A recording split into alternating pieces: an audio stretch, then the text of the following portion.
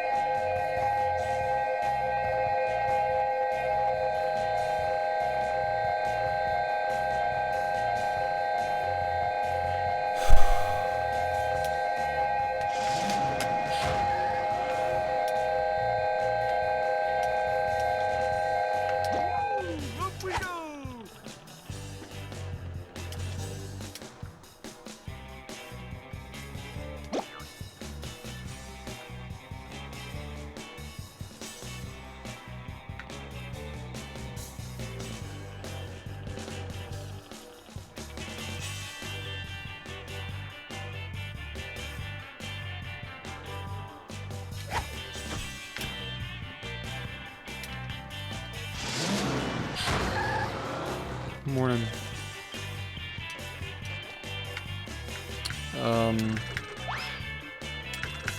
I would say this kills the most, or like jellyfish are downtown because they're really early. Morning, man.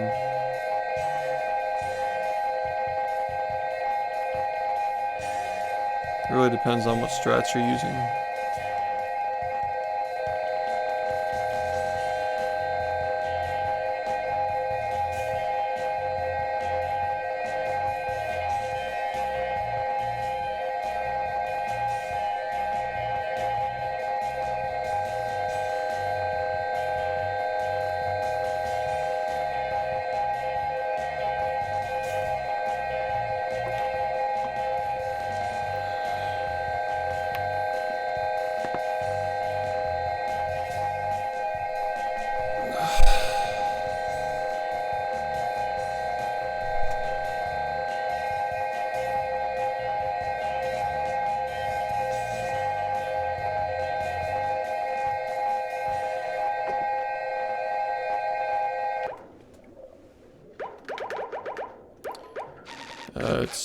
It's not really possible, realistically, to reproduce it.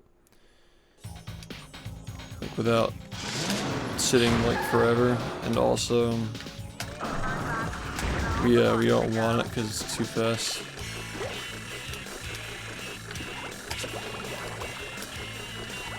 We want a rate that's, not too high. The graveyard. If you get too many shinies, you can't do the dupe at the end of the game, so you lose an entire spatula for that. That's the reason why.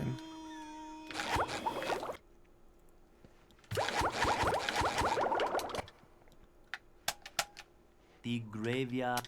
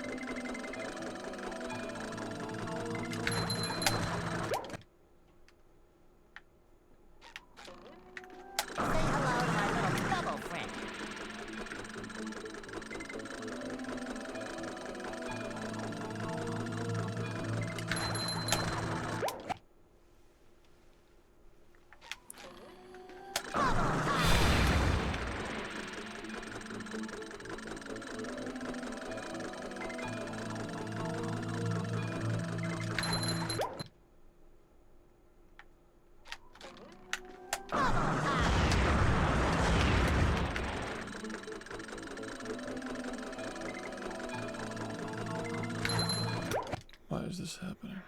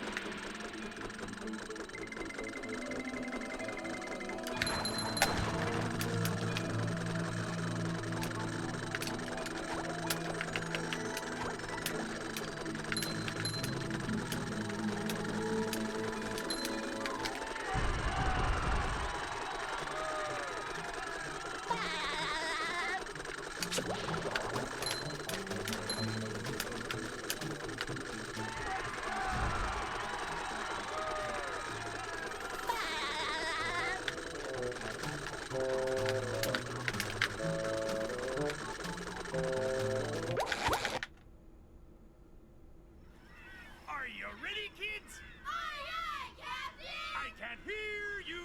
Aye, aye, Captain!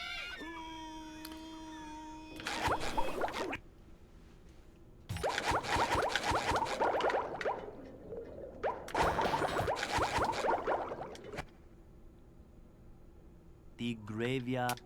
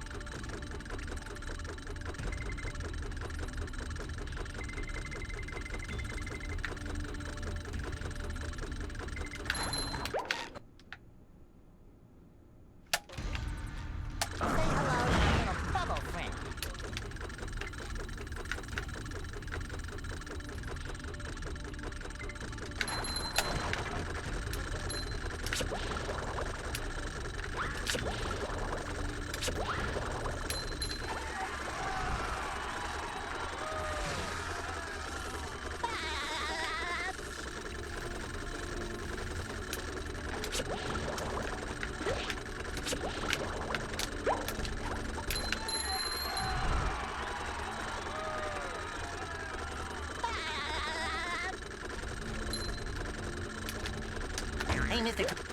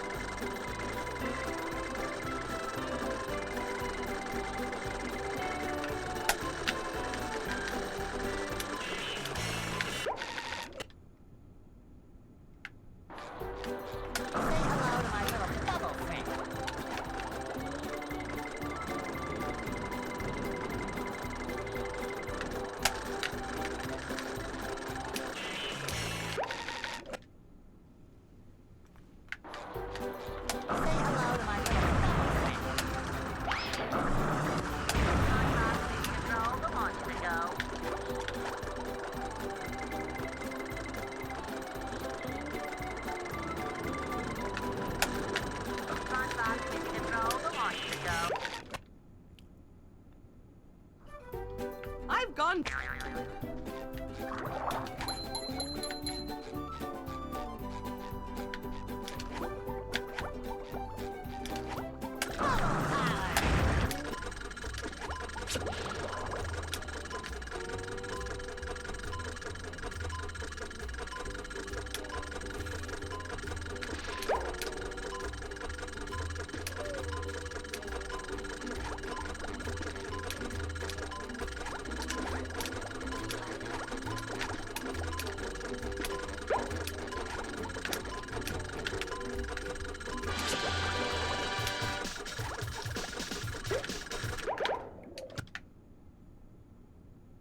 Here we are.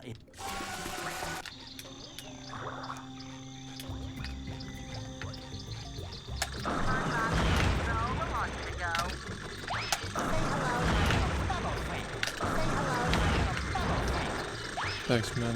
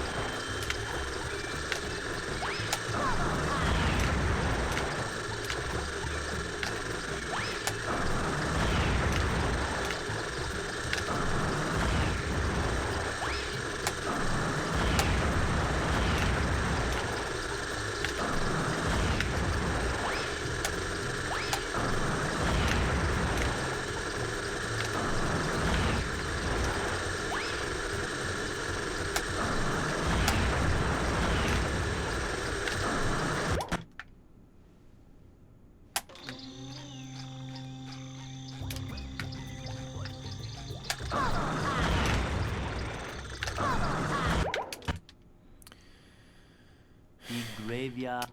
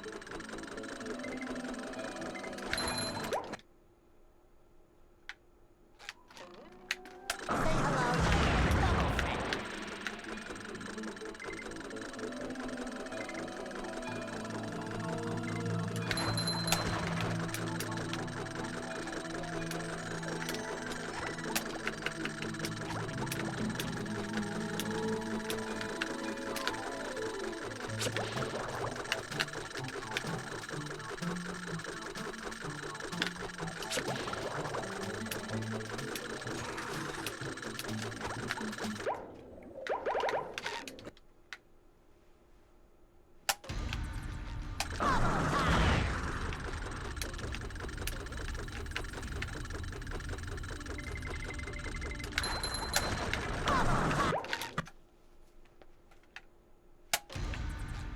hello to my little bubble friend.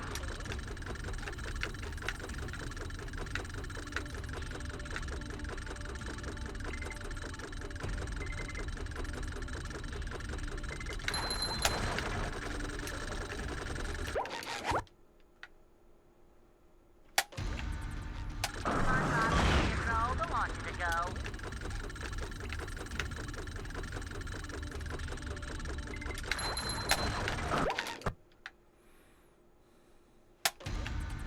Control the launcher to go.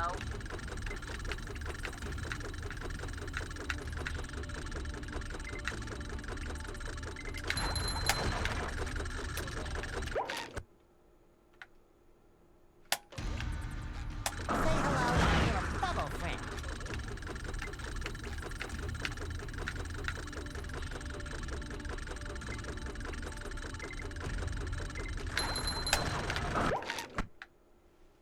Um, Control the launcher to go.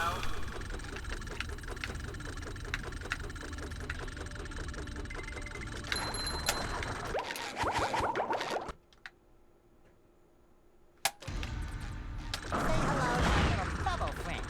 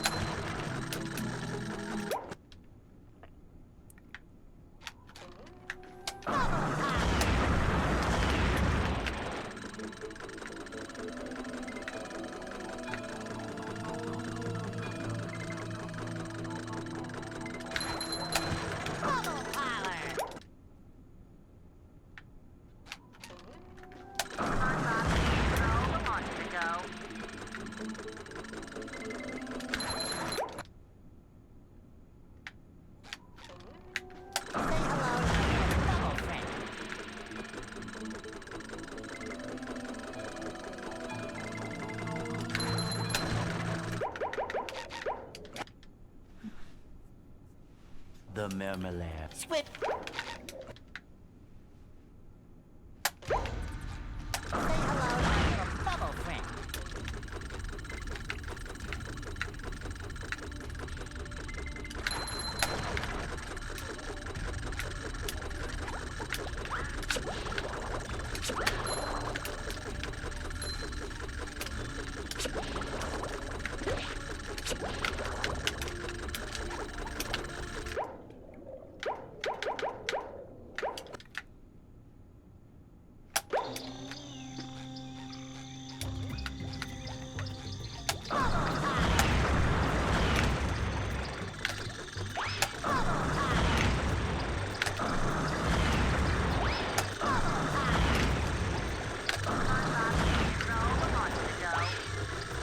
Not yet.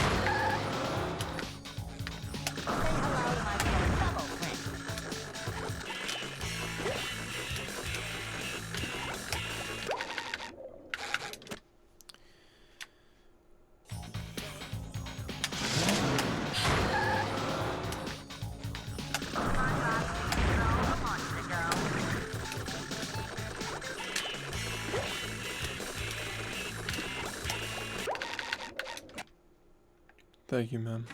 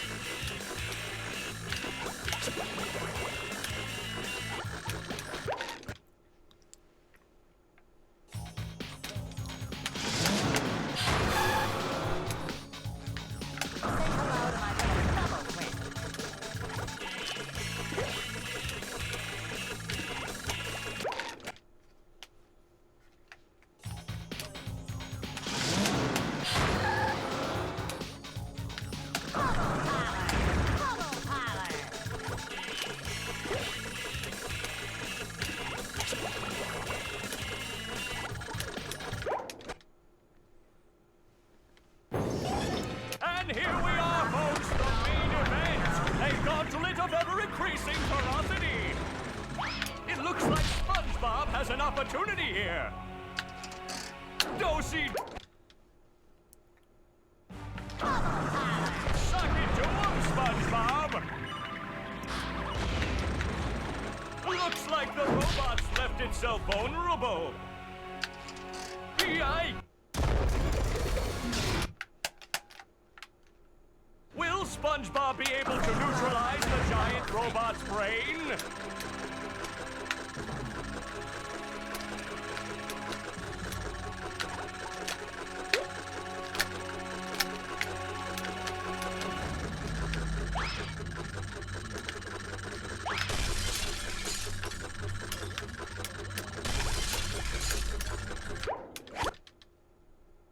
Yeah, thank you. That's the ticket!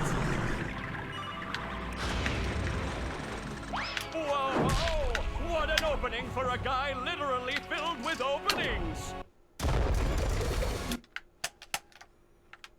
Will SpongeBob be able to neutralize the giant robot's brain?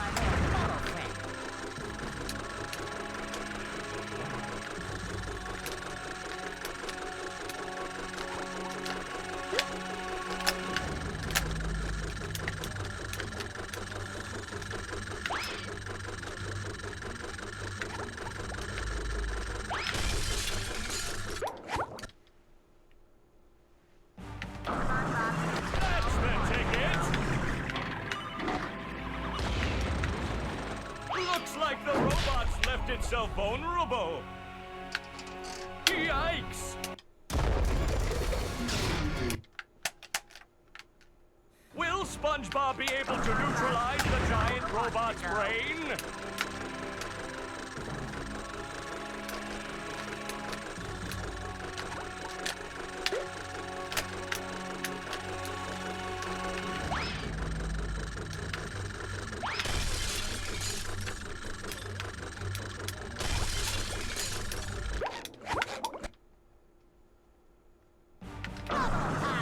Suck it to him, SpongeBob! It looks like SpongeBob has an opportunity here. Dosey.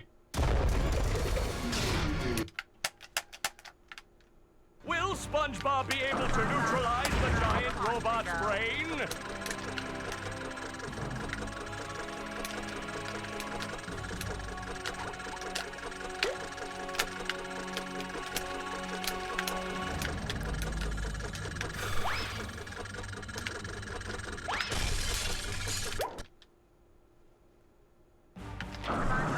That's the ticket! Looks like SpongeBob may have a moment to act here. Yikes! SpongeBob be able to neutralize the giant robot's brain?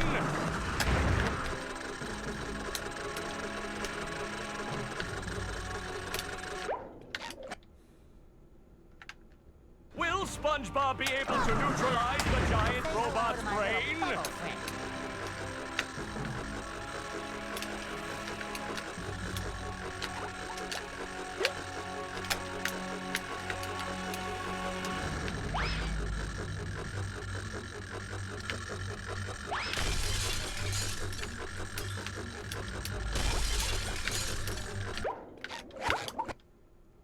Thank you. Say hello to my little Suck it to him, SpongeBob!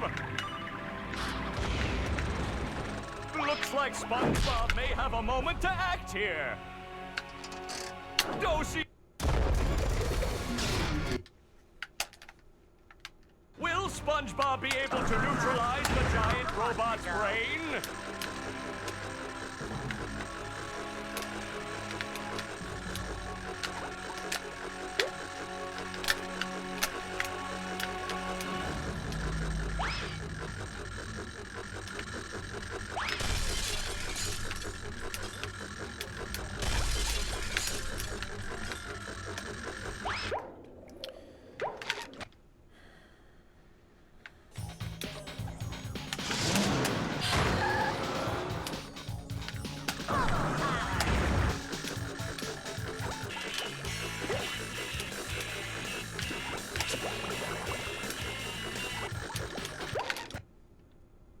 Just practicing so far.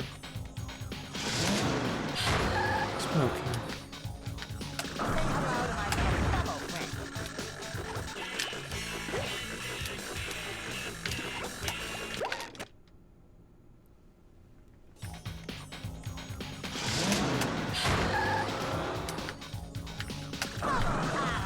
Say hello to my little bubble friend. Say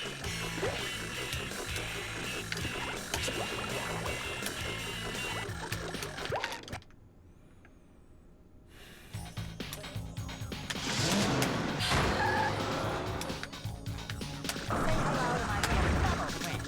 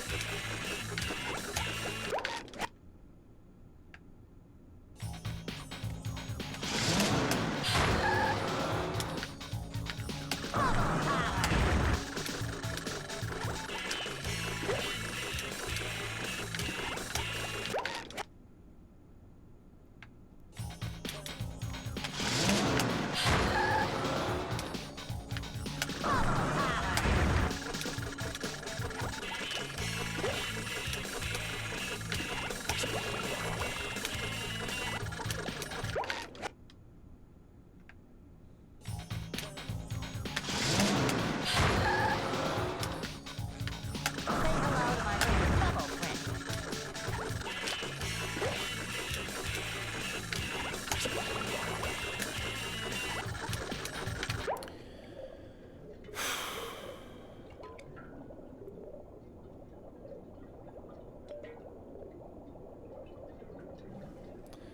I'm gonna try to use the bathroom and then we'll start, okay?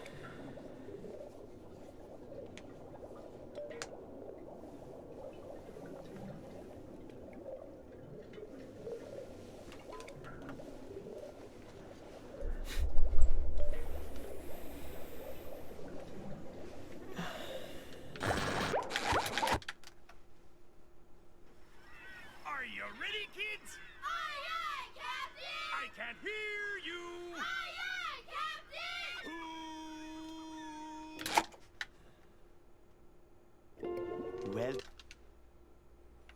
Yeah. I make myself a snack, but there's no time!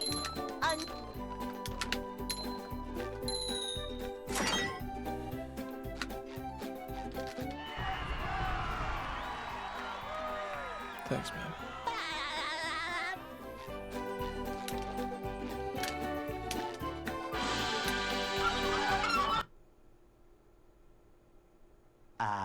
they'll Go.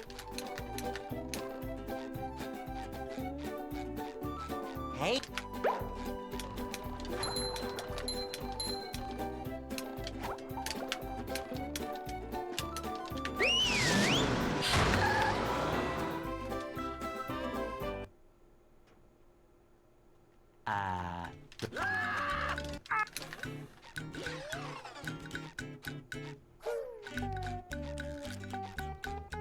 we can't jellyfish today. I'm going fishing for robots. Wow!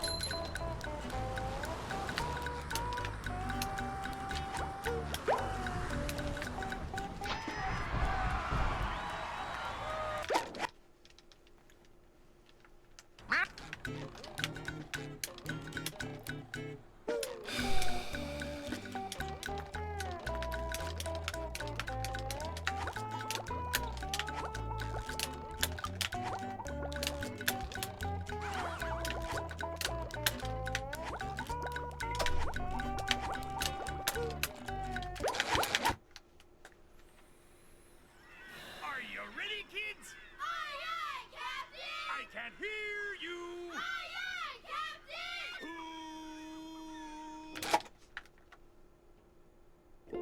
Captain! well, Thank you, man. Yeah. I make myself a snack, but there's no time!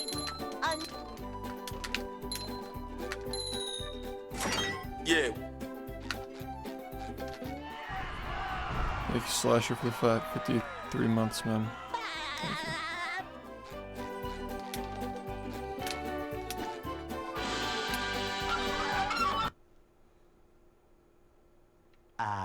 they'll Go. Hey,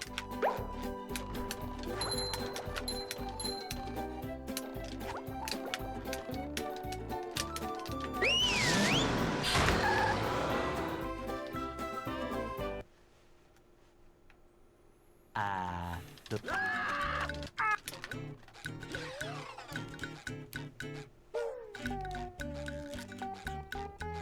we can't jellyfish today. I'm going fishing for robots. How?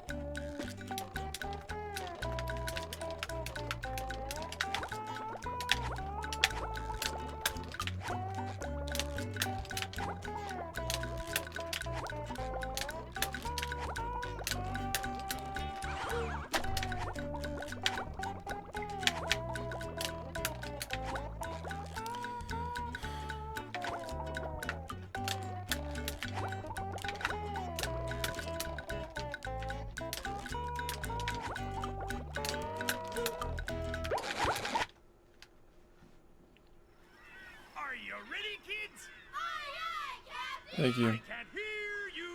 Aye, aye, Captain! I guess you're right, it's not working. welcome. Yeah, Gary.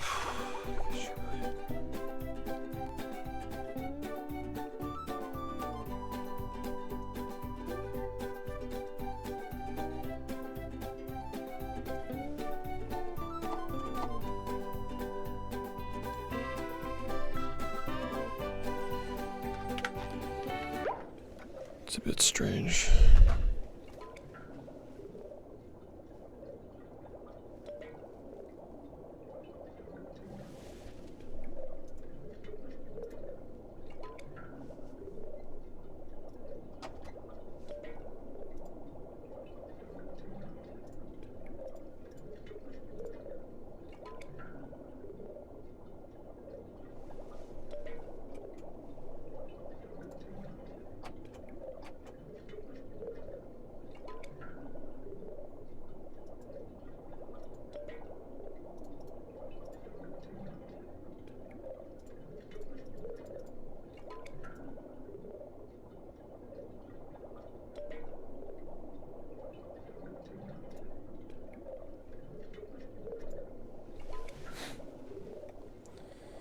No, it's my foot. It's my foot pedal. It's. I was messing with the USB ports of my PC yesterday, so I just have to fix that.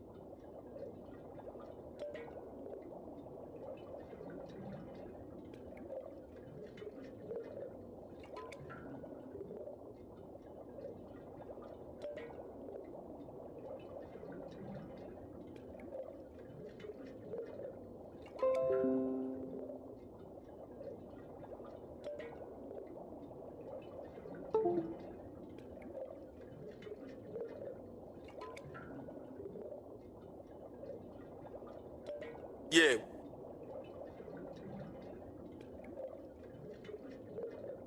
Hey, thank you, Dylan, for the 29 months, man. Appreciate it very much.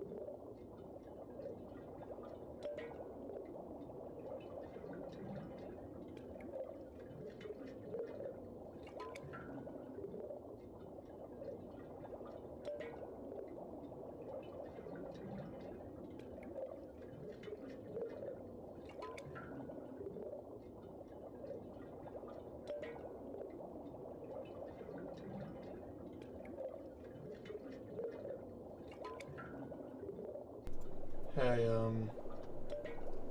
I'm just gonna try restarting my PC. I don't think. I think it's probably just a problem with the Windows.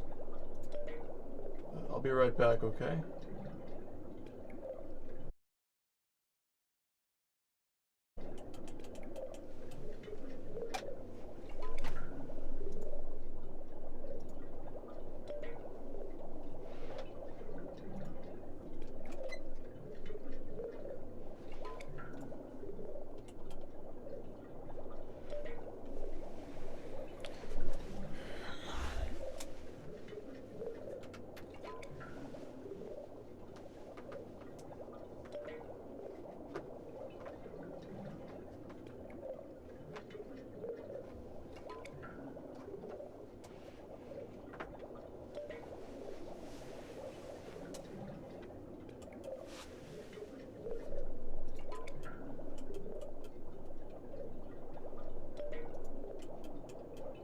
I'm essentially right now welcome.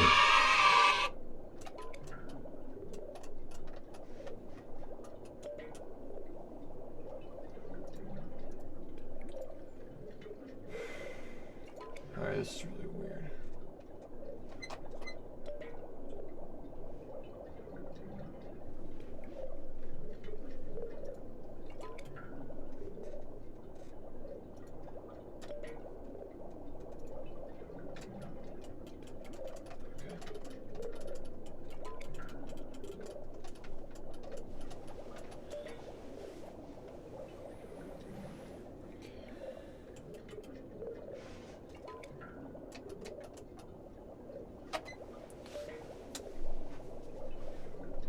Thank you, Dad.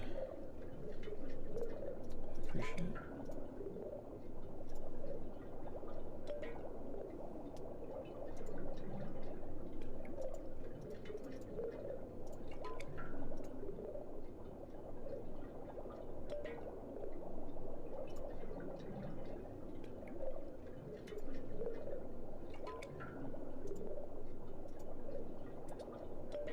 I'm just gonna stand up for a second, okay?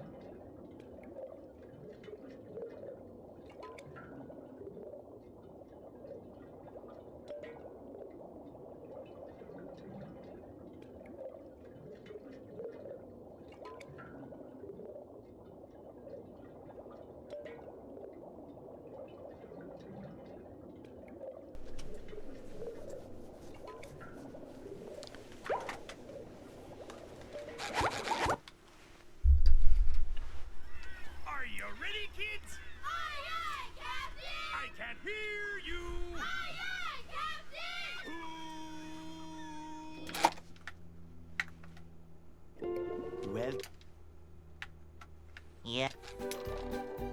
I make myself a snack, but there's no time!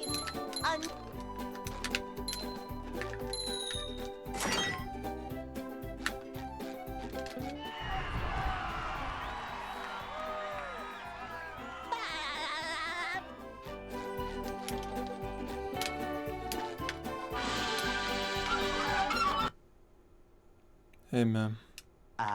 They'll Go. Been holding up. Hey.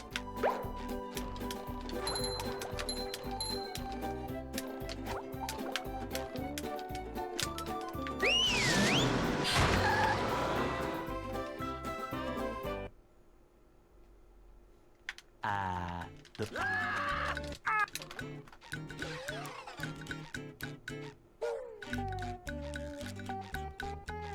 We can't jellyfish today. I'm going fishing for robots.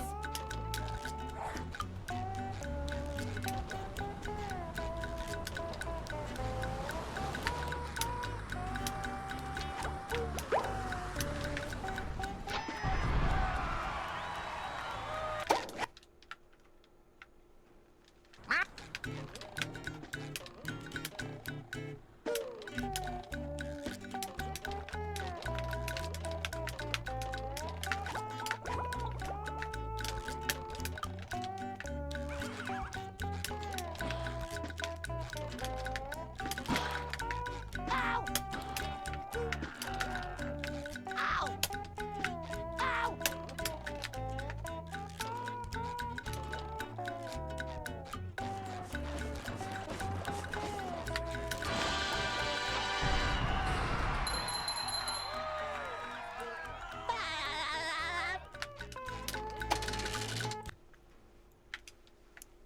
What?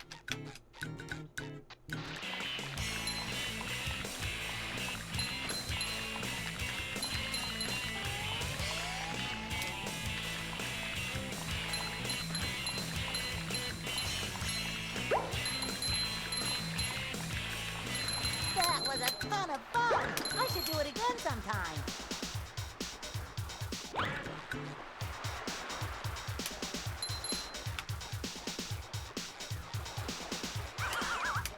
Ow! Oh boy, oh boy, oh boy. They come up when you press the button.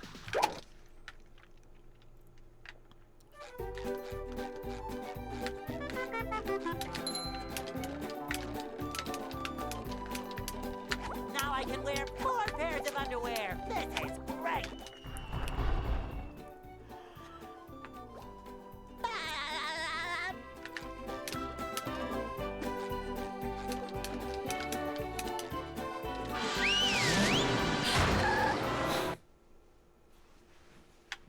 downtown.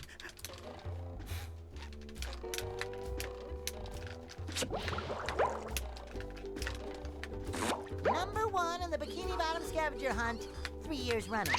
Thank you.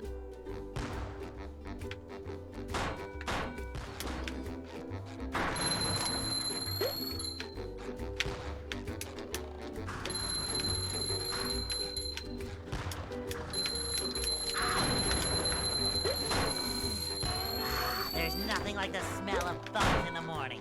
Smells like victory.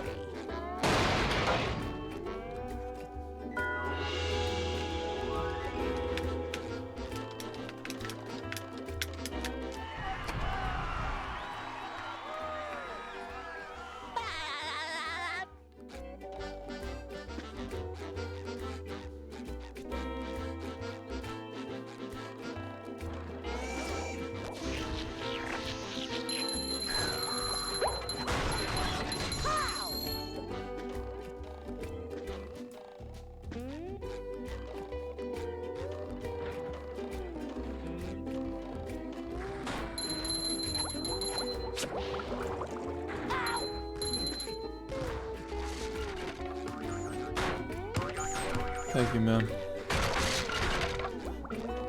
Ow! Ow! Ow!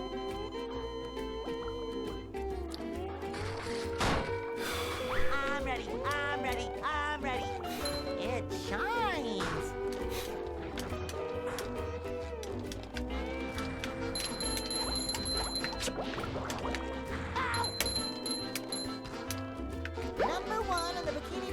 scavenger hunt 3 years running. Thank you. Ow!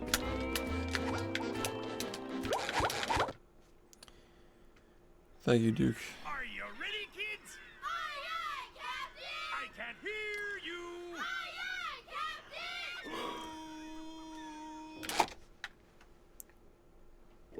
Captain! Well, Yeah. I make myself a snack, but there's no time!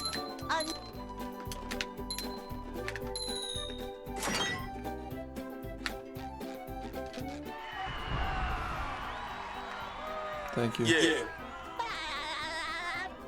Thank you, Duke, for the resub, man.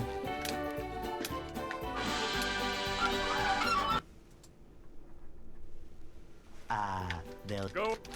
Always appreciate it. Hey.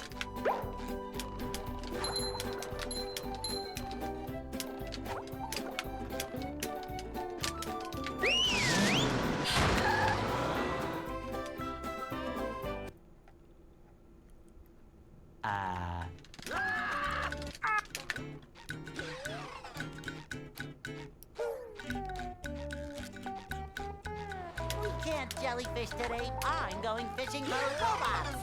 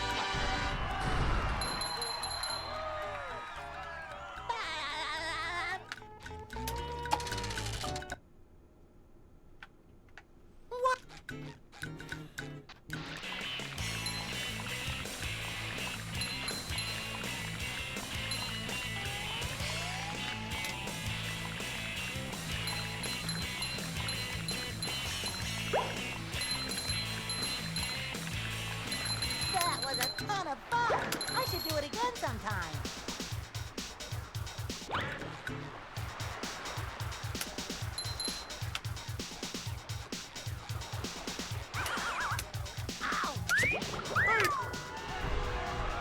Oh boy, oh boy, oh boy.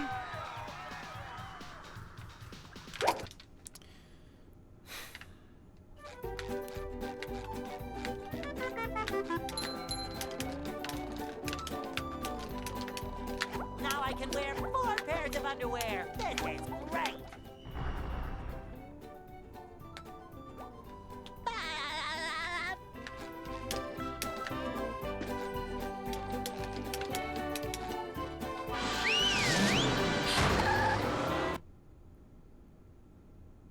downtown.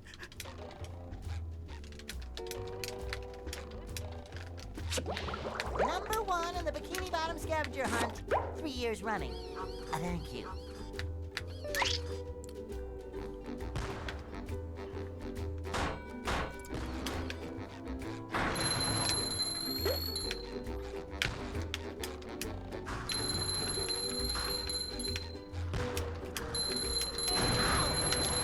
You just met the Sponginator.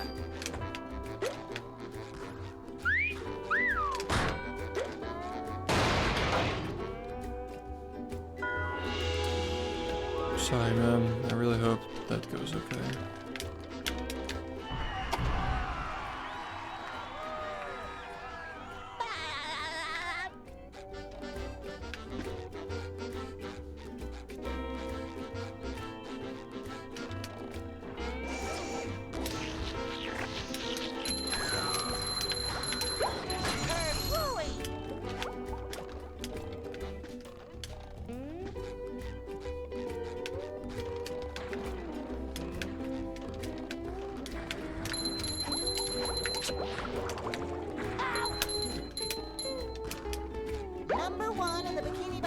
scavenger hunt 3 years running. Thank you. Ow!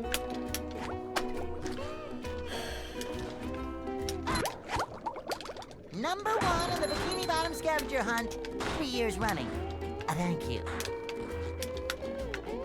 Ow!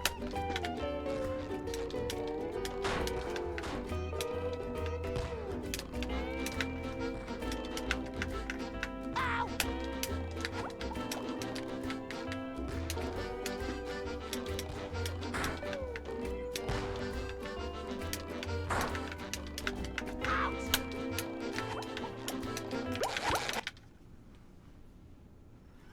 Are you ready, kids? Aye, aye, Captain! I can hear you.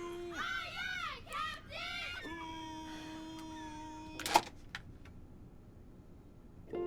Well, Yeah. I'd make myself a snack, but there's no time!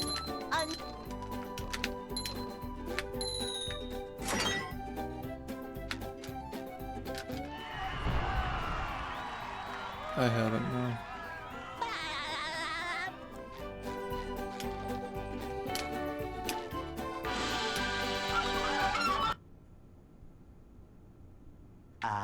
they'll Go. Hey, Hey! Are you ready, kids? Aye, aye, Captain! I can hear you. Yeah, it could be.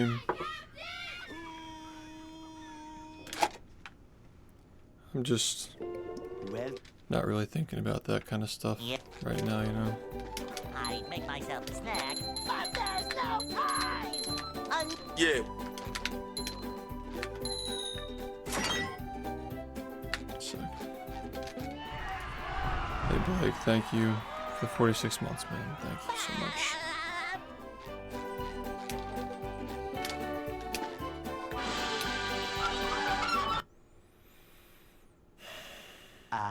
they'll Go. Hey,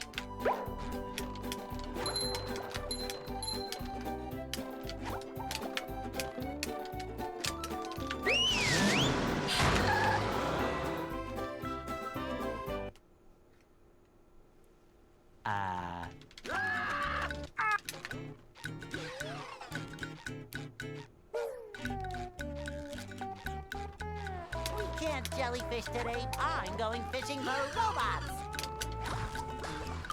How?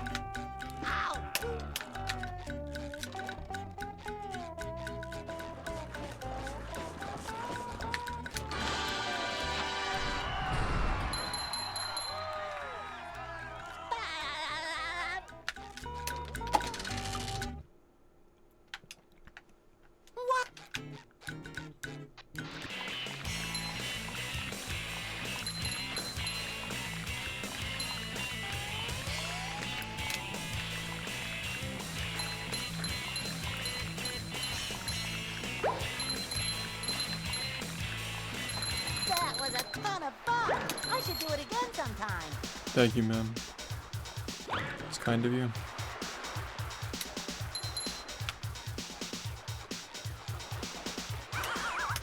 Ow!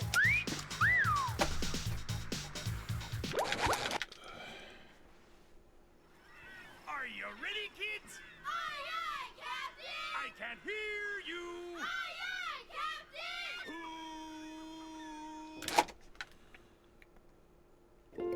well,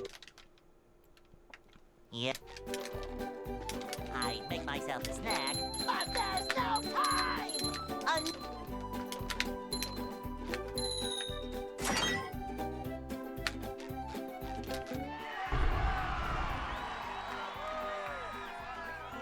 No, I haven't.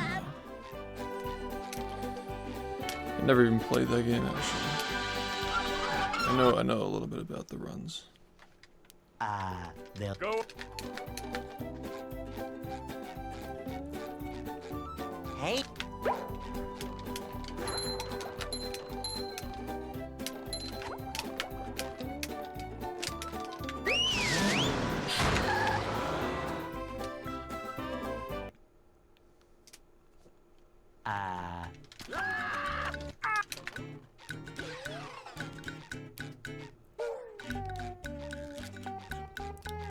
We can't jellyfish today. I'm going fishing for robots.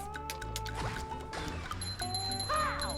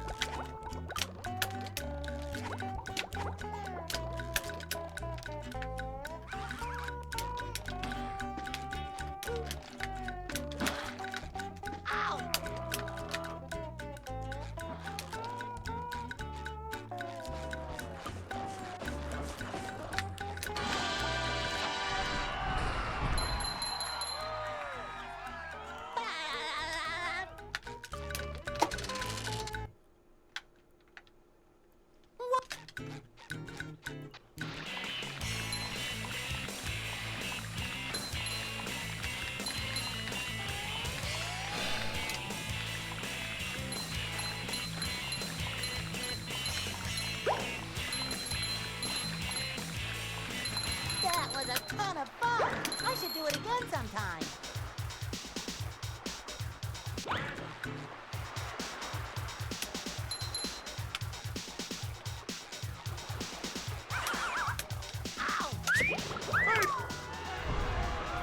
Oh boy, oh boy, oh boy.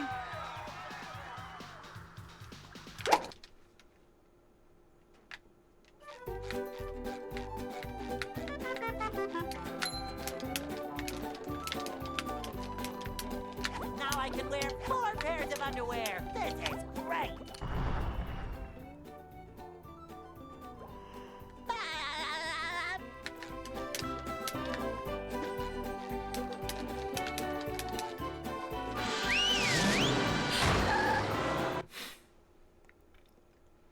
downtown.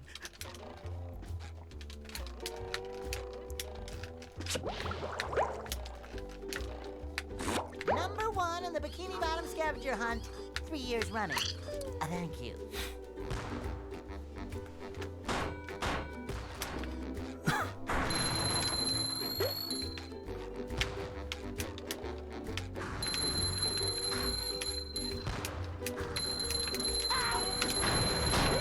You've just met the Sponginator.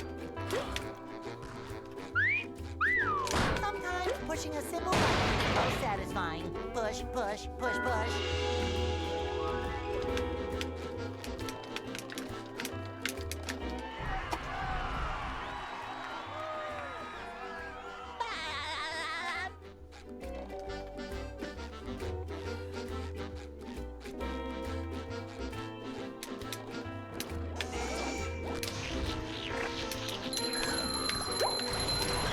Take that!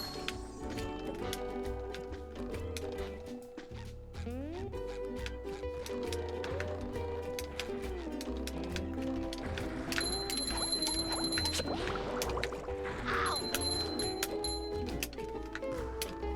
Number 1 in the Bikini Bottom scavenger hunt, 3 years running. Thank you. Ow!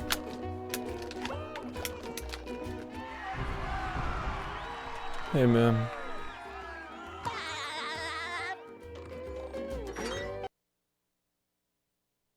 What's up?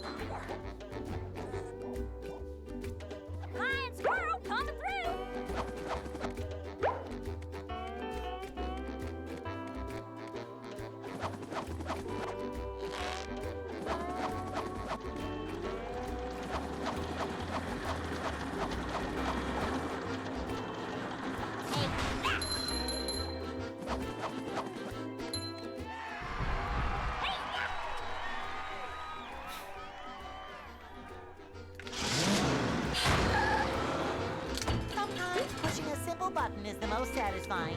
Push, push, push, push.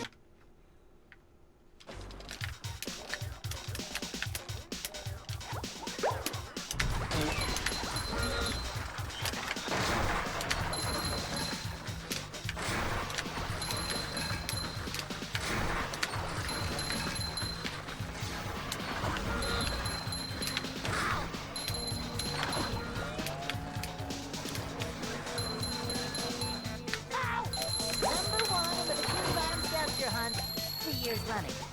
Thank you.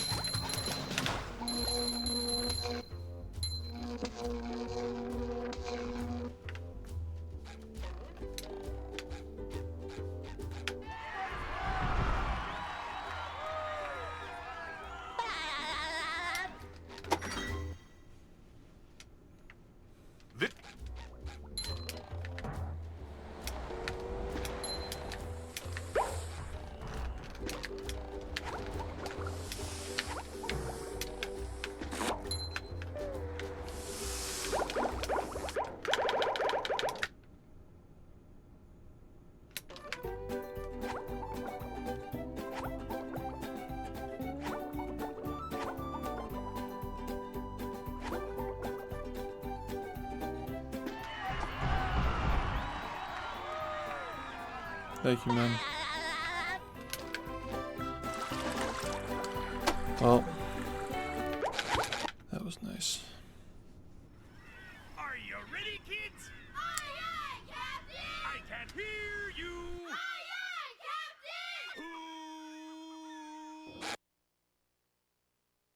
Captain! Well, Yeah. I'd make myself a snack, but there's no time!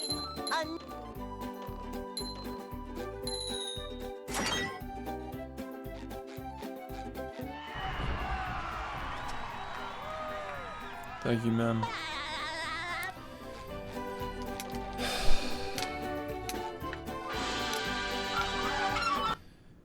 There are no more bad days anymore for him. they'll Go.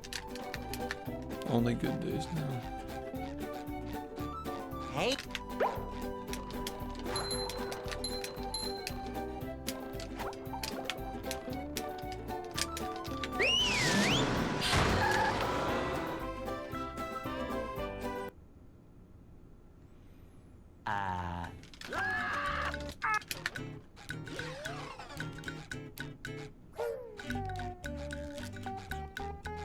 we can't jellyfish today. I'm going fishing for robots.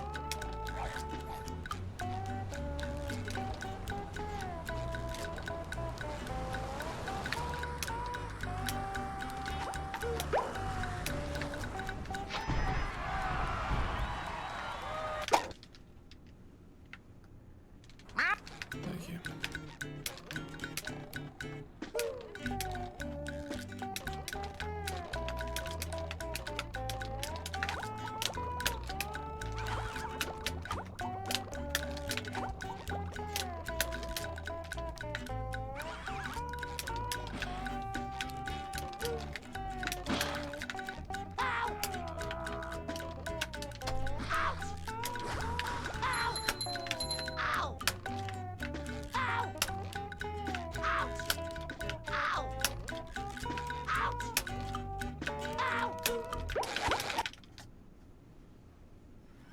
Are you ready, kids? Aye, aye, Captain! I can't hear you. Aye, Captain!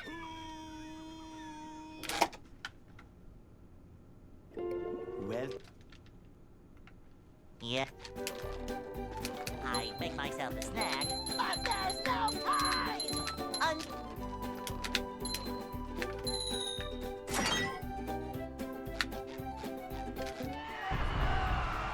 Morning, man. Thank you.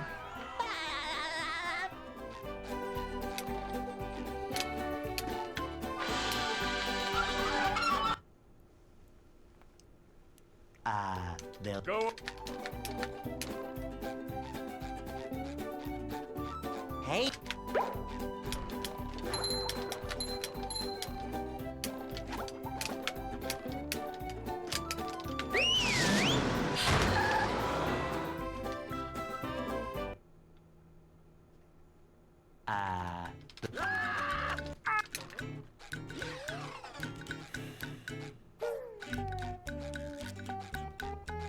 We can't jellyfish today. I'm going fishing for robots.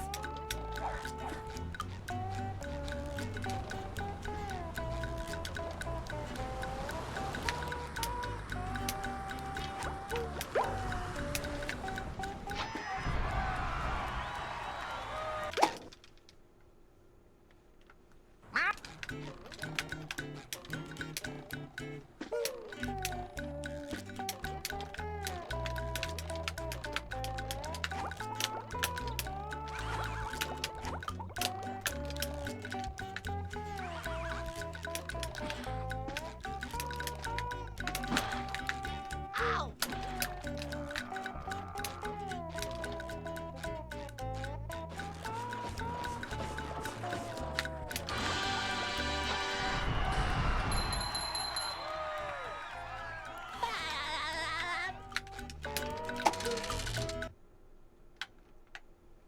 What?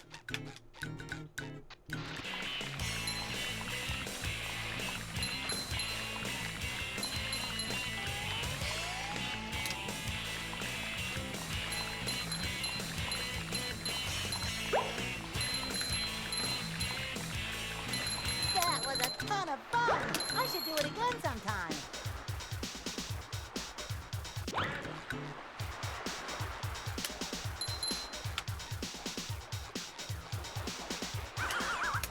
Ow! Oh boy, oh boy, oh boy.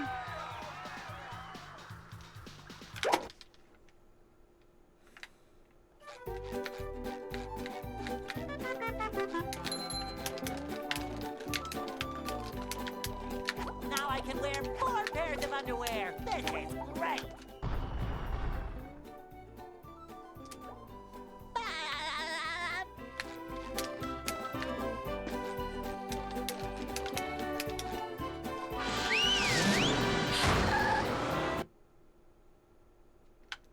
downtown.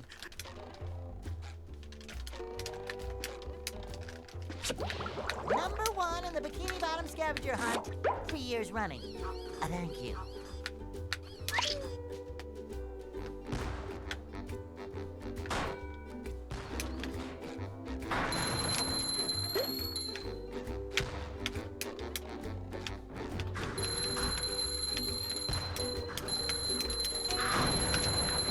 You've just met the Sponginator.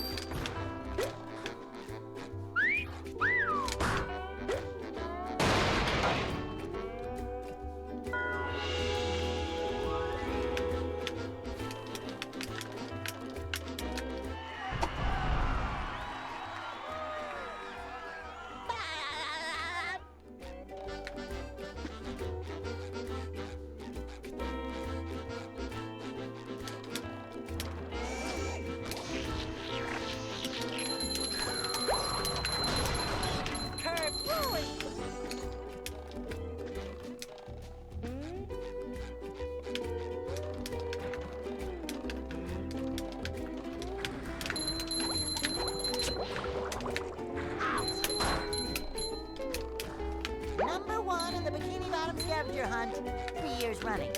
Thank you. Ow! Shit.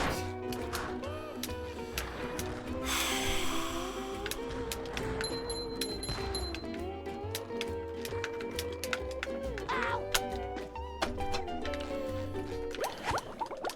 Number 1 in the Bikini Bottom scavenger hunt, 3 years running.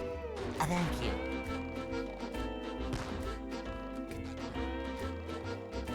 Ow!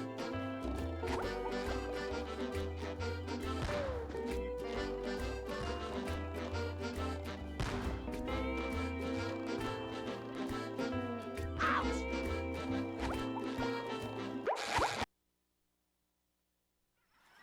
Are you ready, kids? Aye, aye, can't hear you! Aye, aye,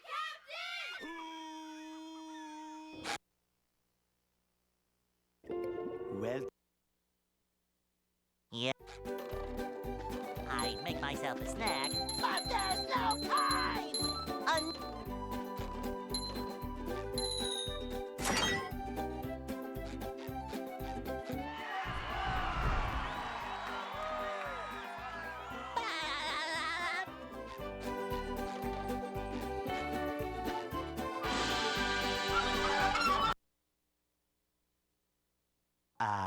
they'll Go. Hey!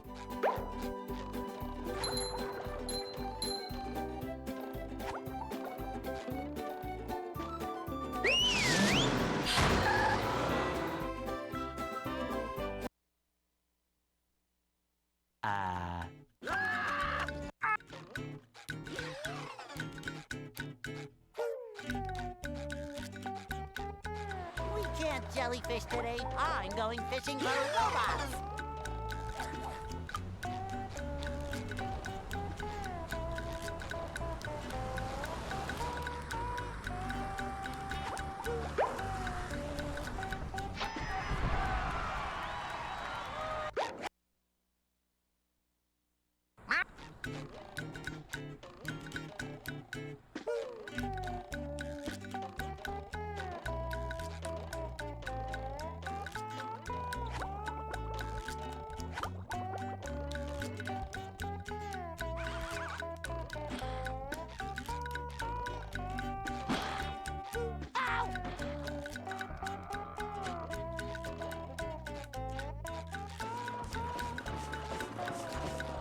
Sometimes pushing a single button is the most satisfying. Push, push, push, push.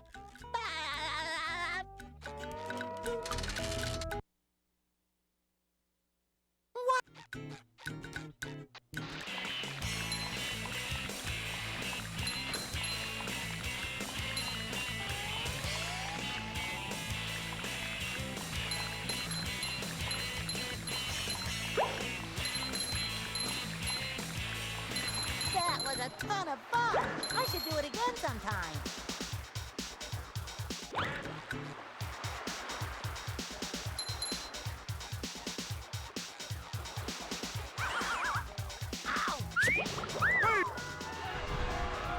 Oh boy, oh boy, oh boy! Good morning, man.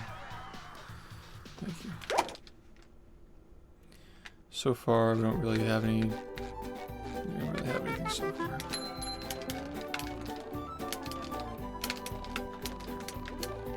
Now I can wear 4 pairs of underwear. This is great.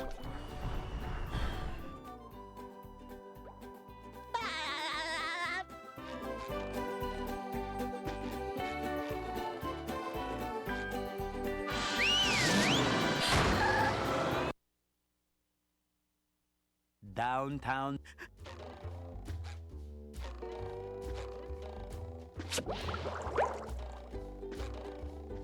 Number 1 in the Bikini Bottom scavenger hunt, 3 years running. Thank you.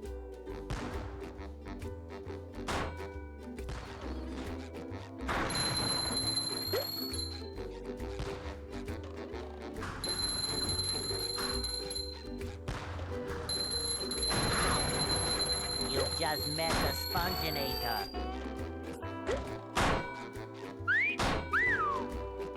Sometimes pushing a simple button is most satisfying. Push, push, push, push.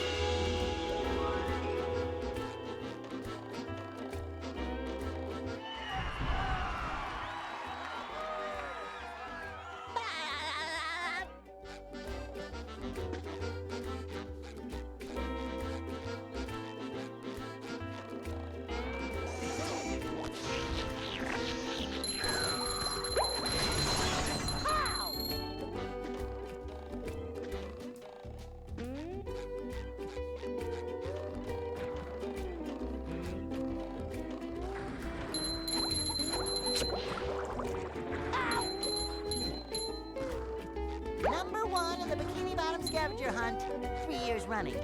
Thank you. Ow!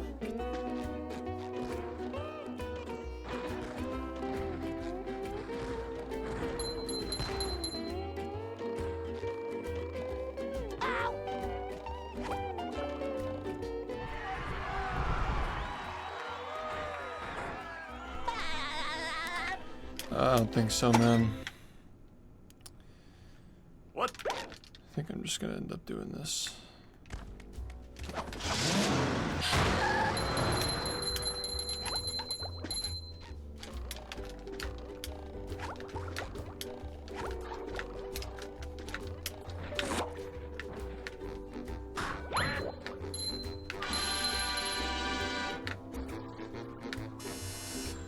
Number one.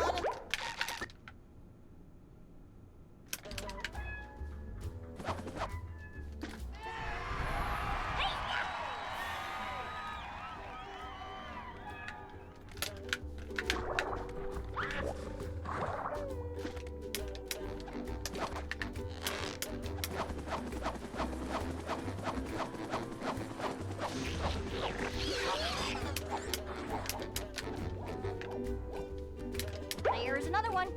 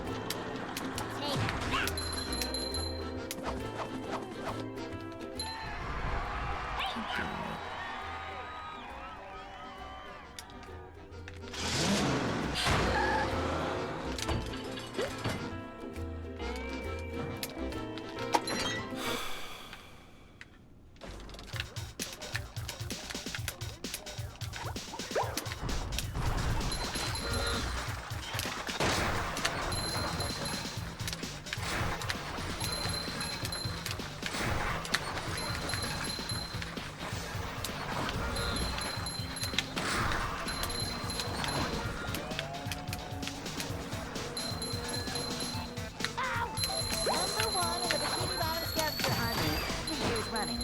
Thank you. Yeah, we haven't really gotten any yet. We're just still Cha-ching! trying. Yeah.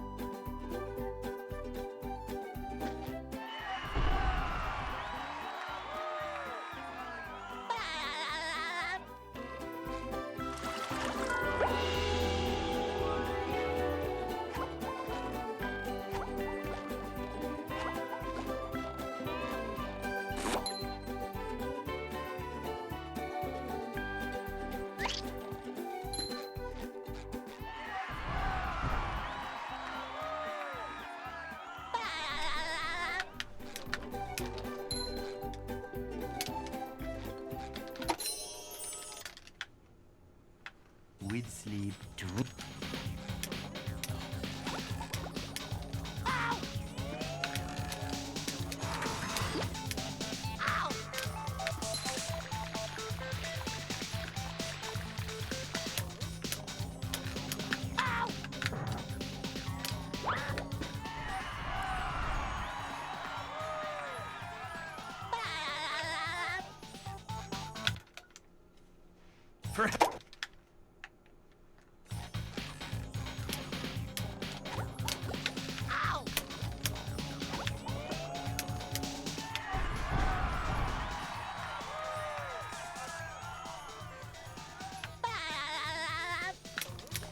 Good Dream Eye Elliot.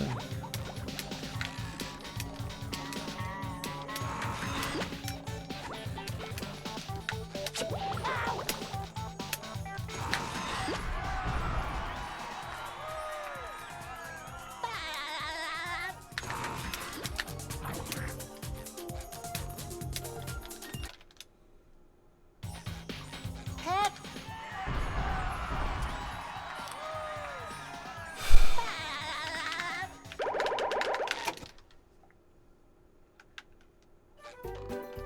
Much.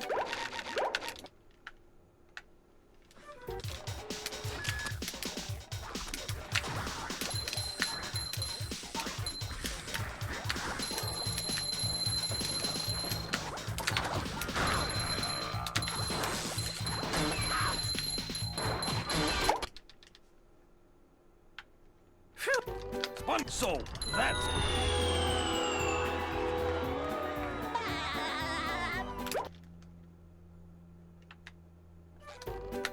Spot here. First.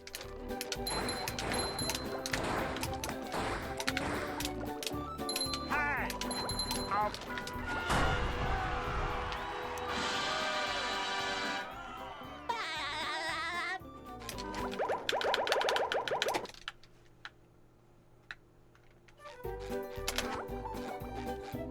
What?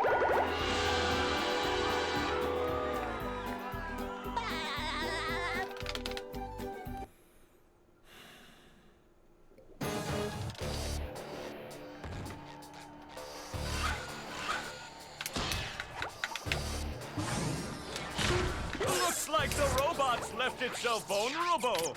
Great barrier reef!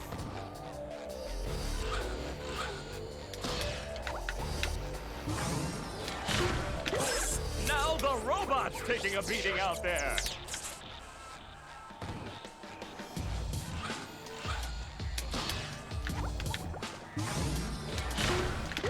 The robot better change tactics and fast.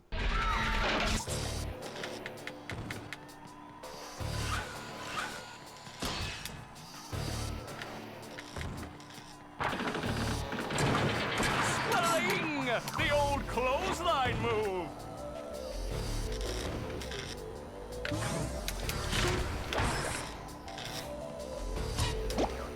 The robot's losing its head. What a shocking takedown by Patrick.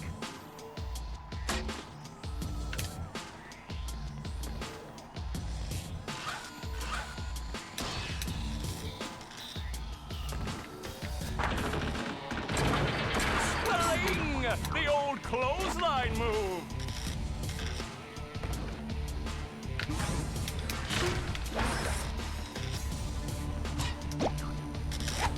Oh, nice flying, head thing move by Patrick.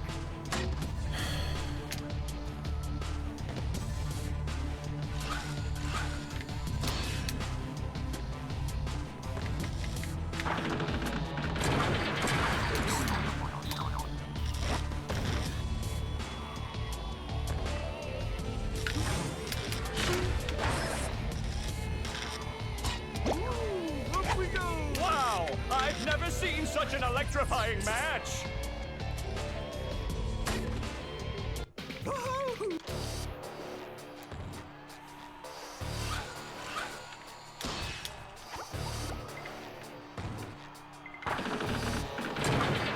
Flying! The old clothesline move!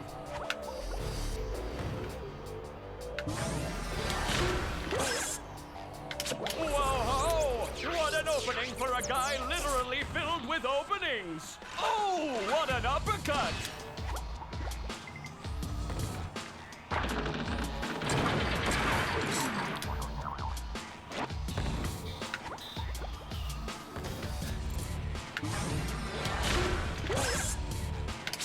Nice move by SpongeBob! This match is just about over. Thank you.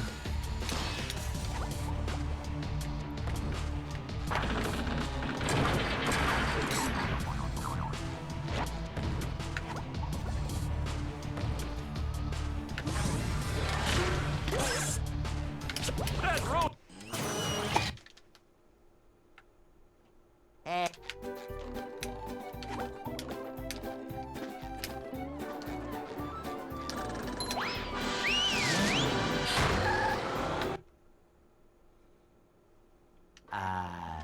Thank you.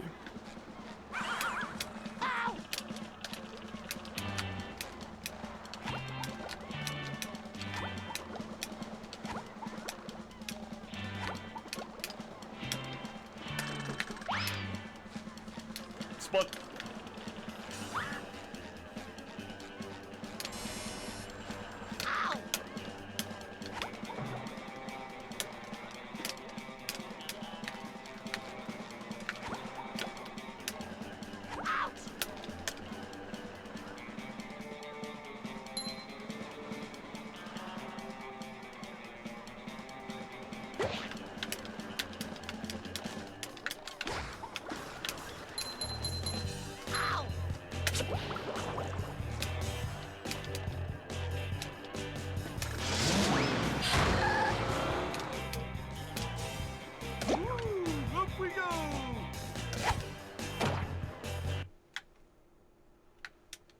He's coming back to us in a couple of weeks.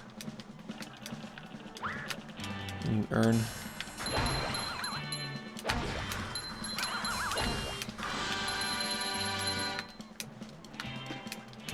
And we're gonna probably, we're going to be burying, you know, some of his things that he liked and important things that we still have. It's hard because a lot of his toys got thrown out because his teeth were getting infected from playing with them.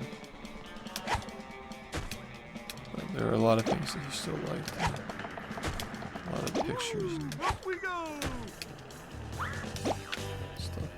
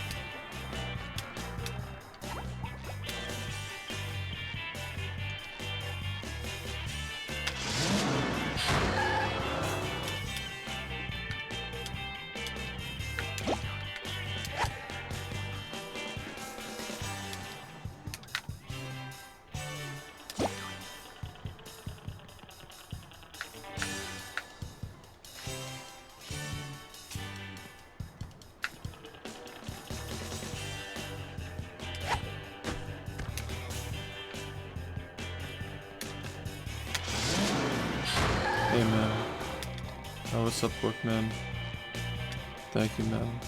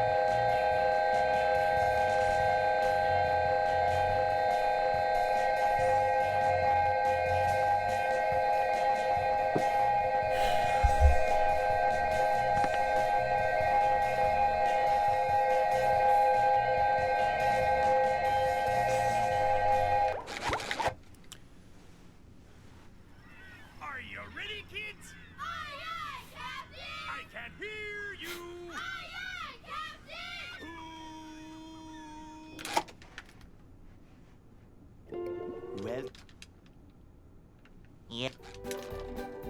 I make myself a snack, but there's no time!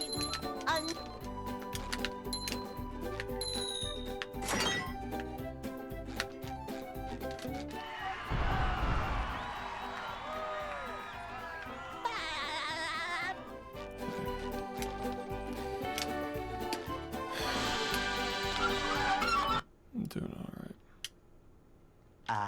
They'll Go. Hey!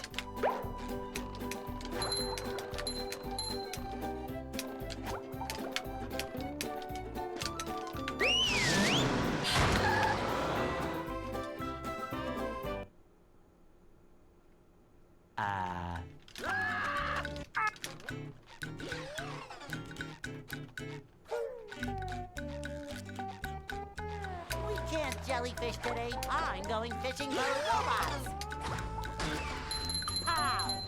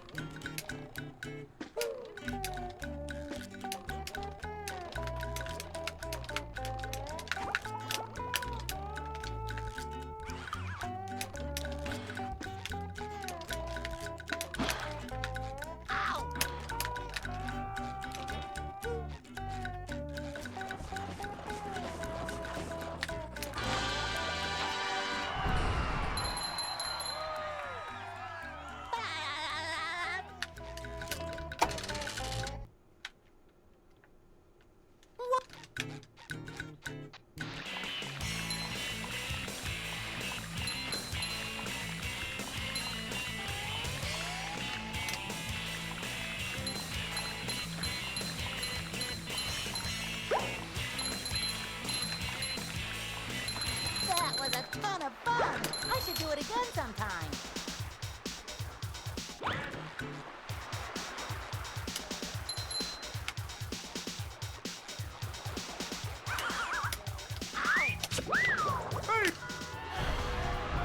Oh boy, oh boy, oh boy!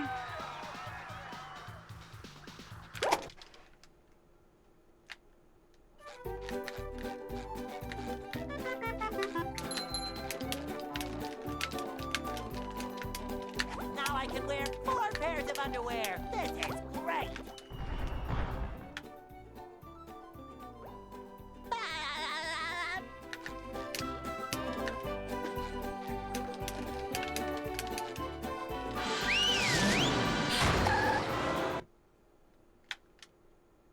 downtown.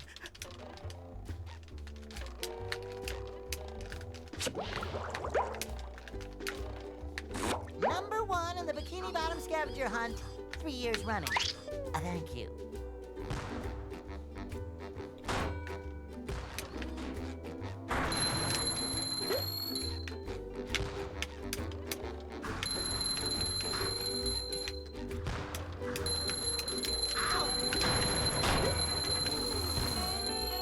There's nothing like the smell of bubbles in the morning. Smells like victory.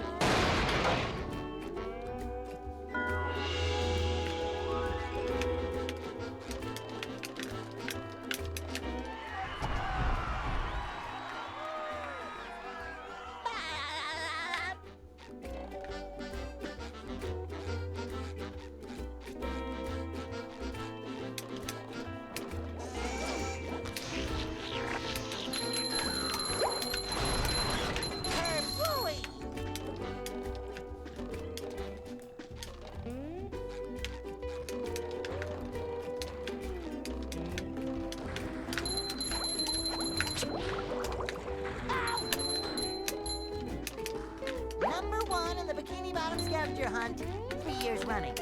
Thank you. Ow!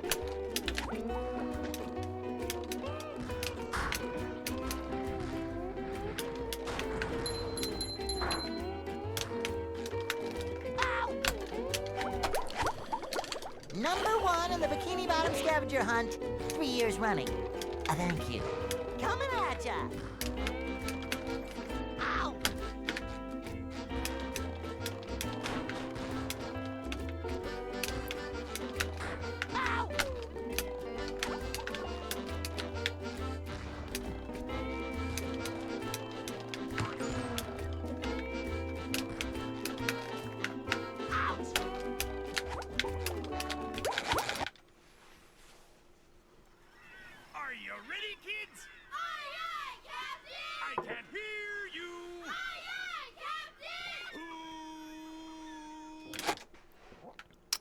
You wouldn't say that if you knew him. Well, Yeah. I make myself a snack, but there's no time!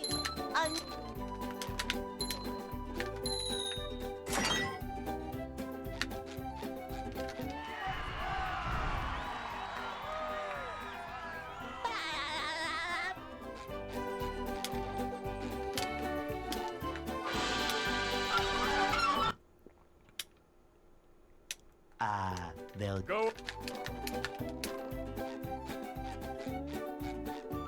Hey!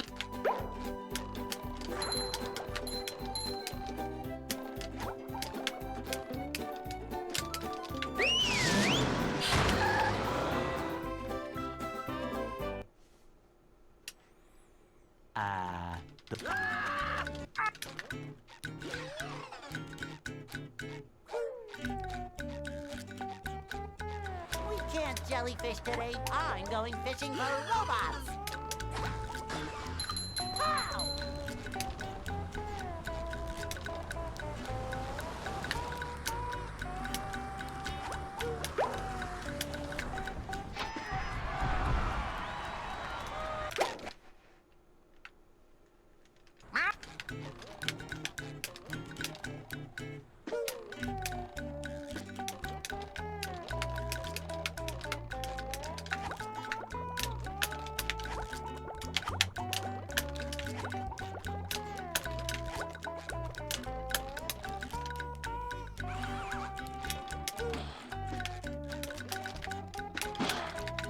Ow!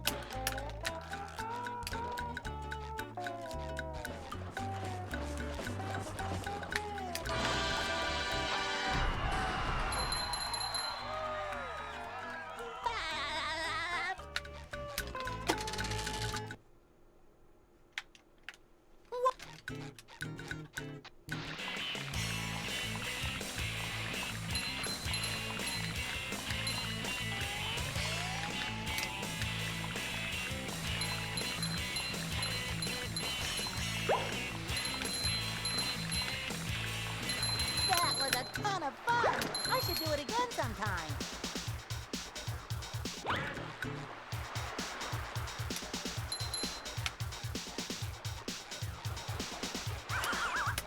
Hey!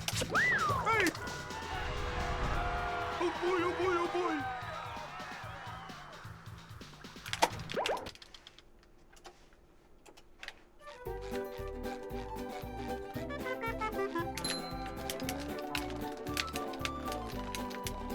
Now I can wear 4 pairs of underwear. This is great.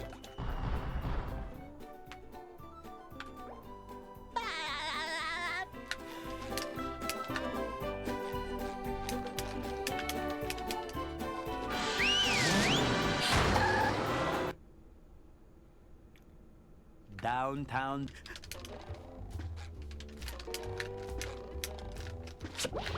Number 1 in the Bikini Bottom scavenger hunt, 3 years running. Thank you.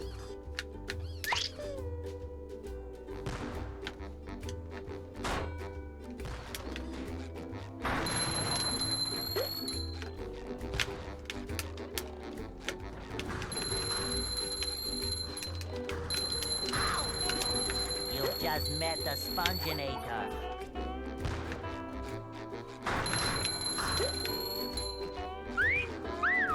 Sometimes pushing a simple button is most satisfying. Push, push, push, push.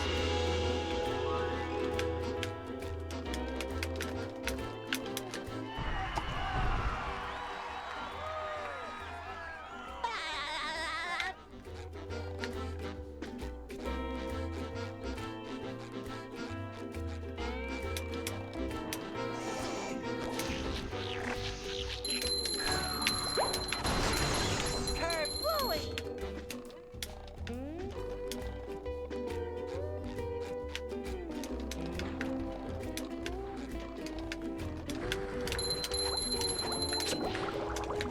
Ow! Number 1 in the Bikini Bottom scavenger hunt, 3 years running. Ow!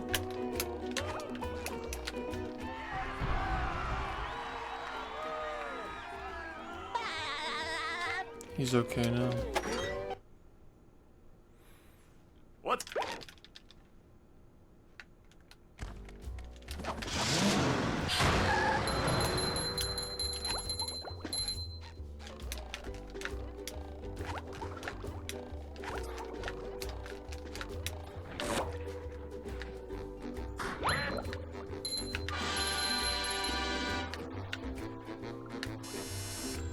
Number one.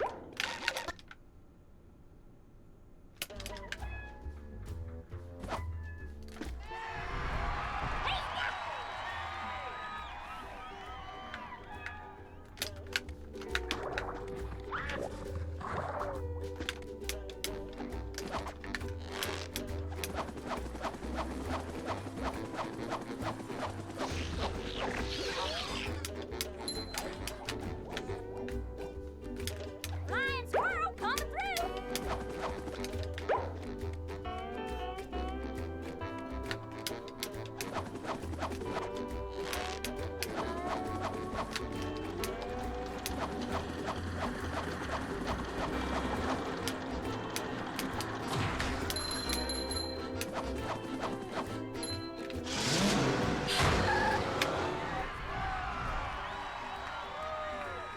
Thank you, ma'am.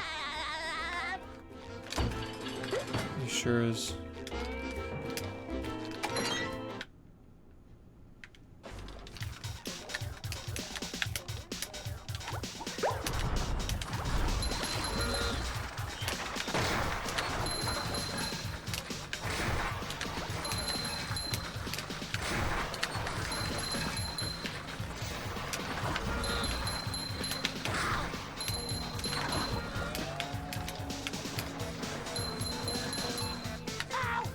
Number one in the Bikini Bottom scavenger hunt. 3 years running. Thank you.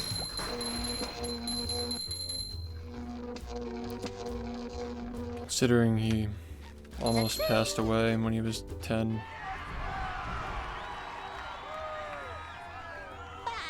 Yeah.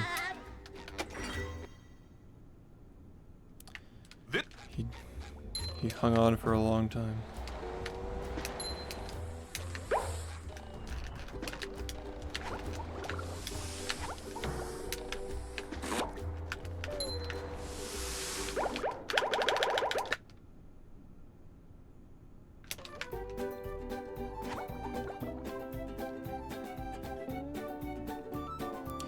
Him being part of the stream was a gift that we did not have to receive, man.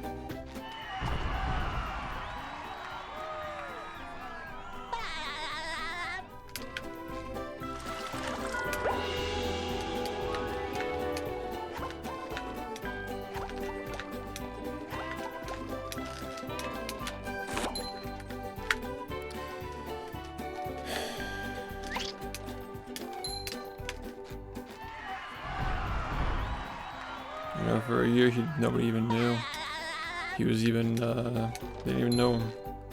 He wasn't introduced until after about a year of streaming. With sleep to And then he got a year of retirement.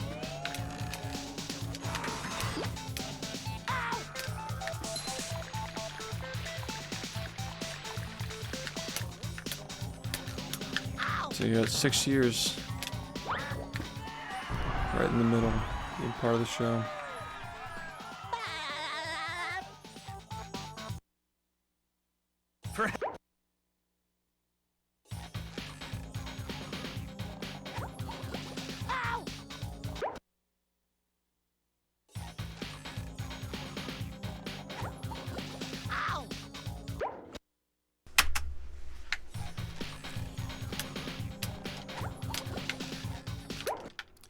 Well, he wants me to keep going.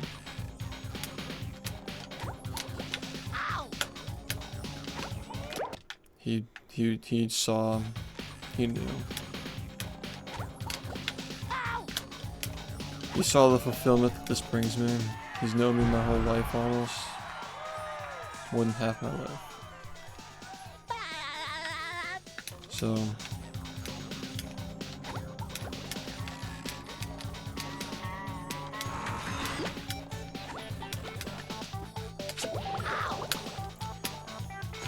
I'm sure he also knows that he sees the fulfillment that brings you guys when you watch as well. I can hear you. He used to watch the chat, like I know that he knew. I know he knew. You know. the graveyard. Just gotta honor him and carry his legacy.